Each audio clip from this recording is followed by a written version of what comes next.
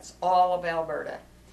And in return, they were promised 50,000 square miles of land, $12 for each member of each band.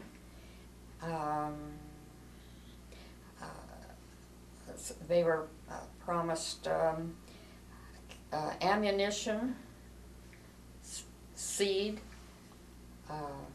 cattle, and food when in times of famine. Now, of course, the land had to be surveyed. The agency had to be set up. A Department of Indian Affairs had to be organized, and agents had to be appointed for these reserves. There were problems. For one thing, the Northwest Mounted Police assumed that the Sarcee and the Blackfeet were one tribe, and they weren't, and this caused tension. The Indians were now on a reserve, and their hunting territory was diminished. They had to adjust to these things. They were found that food deliveries were erratic, and between 1879 and 1891, 1,000 Blackfeet died. Smallpox broke out, and they were further diminished. Now the railroad was being put through at this time, and the railway became the dividing line between as one side of the 50,000 acres, square miles, I mean. And so Gleason was on one side of the railway, and the Indian Reserve, the Blackfoot Reserve, was on the other side, south side of the railway. The Department of Indian Affairs created Indian agents. It was created in Ottawa, and Indian agents were appointed, and this man, Magnus Begg, was the first Indian agent, and he was appointed in 1886 and was Indian agent till 1895. He tried to improve the economy.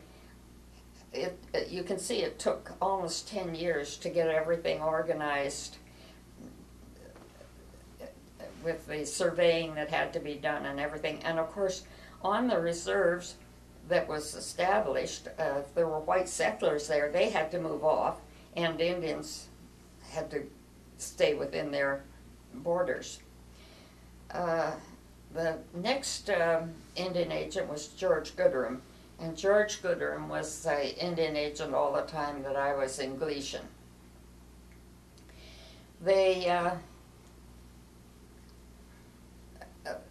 were very interested in the health and the education of the Indians. That was one of the chief priorities of the Department of Indian Affairs. And so different buildings were built on the reserve. That first building is the Indian Agent Office. And there were other buildings as well. Now that is the first hospital on the reserve, and there is a picture of the sister. I think her name was Sister Demain, and she is with Mrs. Duckworth. That's a female with a headgear on, Indian. And that is the chapel of the school, the Old Sun School. It's part of the Old Sun School. And there is Dr. Windsor. She was the first doctor, well, she was a doctor at the Indian hospital as long as I was there. And I don't know who preceded her. And she's there with her husband and her son. But they are, I believe, the pictures in Calgary. And this picture is Dr. Windsor with Miss LeDrew on the left. She was the matron. And Marge McLeod, who was a Calgary General grad and lived in Gleason, who was a nurse there. And I was offered a position at the Indian Hospital when I graduated, but of course I wasn't interested. I didn't want to go back to Gleason. This is a front picture of the old Sun School, and that was the principal was Mr. House. He was an Englishman, and his son and daughter went to the school in Gleason. The children of all these people on the reserve went to the school. The white people went to the reserve and to the schools in Gleason, and of course the Indian children were boarded at the schools in the old Sun School. They were there, I guess, most of the year and went home for holidays or weekends. Now this is the community hall, and the community hall, I guess, was used for various activities, but they did have dances in the evening on certain occasions, and Indians would come from other tribes, and they would all gather together, and they would have their dance in the community hall. And the sons of the teachers and the doctor and whoever was appointed on the reserve could ask friends from Gleason, and I used to go with them to these dances, and we would sit on the stage and watch them, and they would dance. They would always dance side by side, and then of course the Indian men would just dance around and the dances that they had, and they would be single and one behind the other, and they would use their tom-toms on the drums. The St. John's Church was moved from somewhere else to the reserve in Gleason. So you see they had all these buildings, and then of course they built residences for all the appointed people on the reserve. Dr. Windsor had her house, and Campbell Evans was the stock leader, and the farm instructor, he had a house, and the clerk for the Indian Agency and Gooderham's, and the RCMP had quarters there. So they had all these quarters on the reserve, but they didn't have any stores. So all purchasing was done in the town of Gleason. And on Saturday nights, the Indians would come to town with their wagons and their dogs, and they would tie up behind the elevators, and they would come into town, and the squaws would all sit on the front steps of the drugstores in the summertime, and they'd smoke their pipes and feed their babies, and then do their shopping,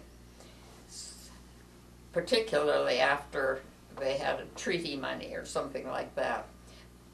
So that was kind of interesting. All right, this is a picture of an Indian encampment near Gleason.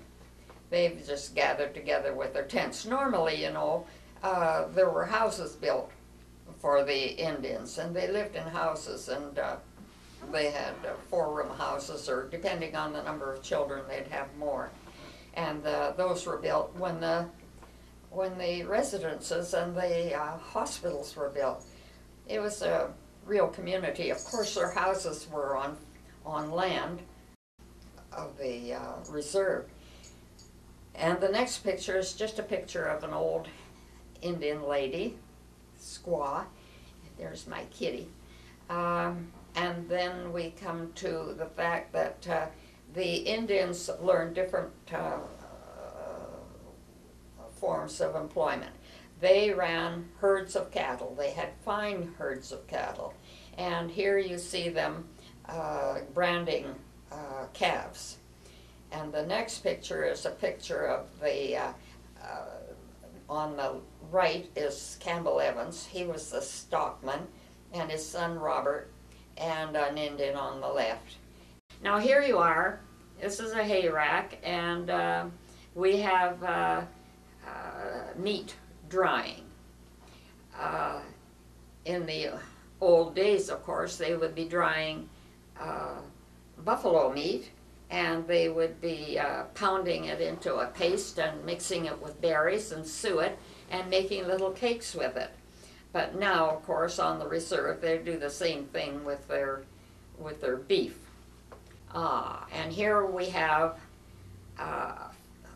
farming. And this is an 8,000 acre farm, and there are something like 50 binders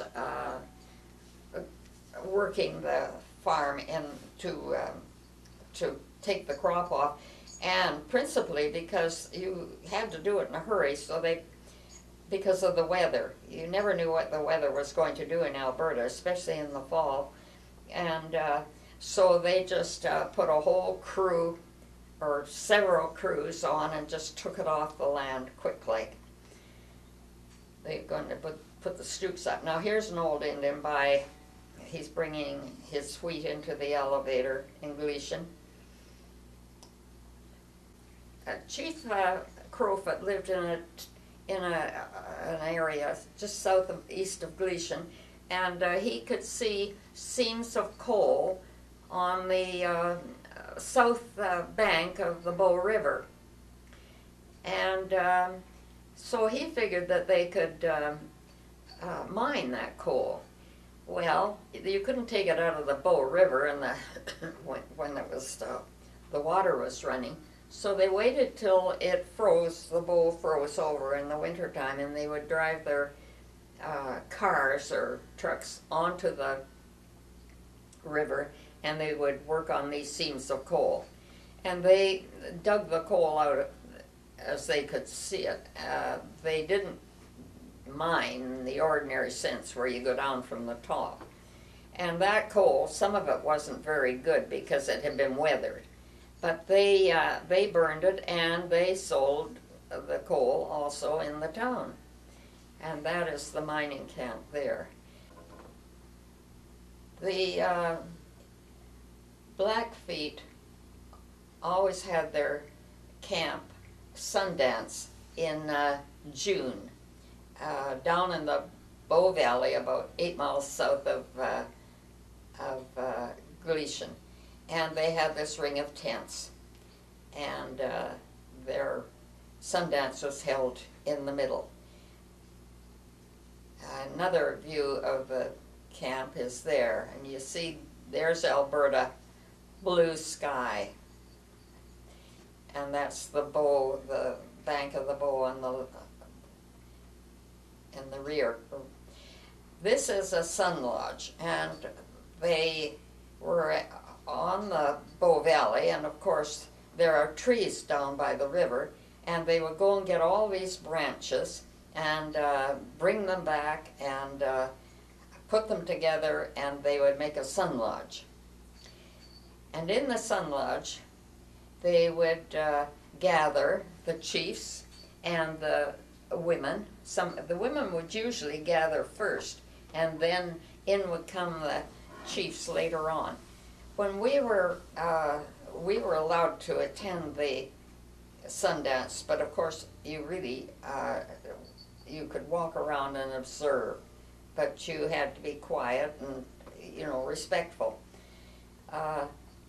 There's several pictures. Now the women gather first, and after a few minutes the men come in, and then a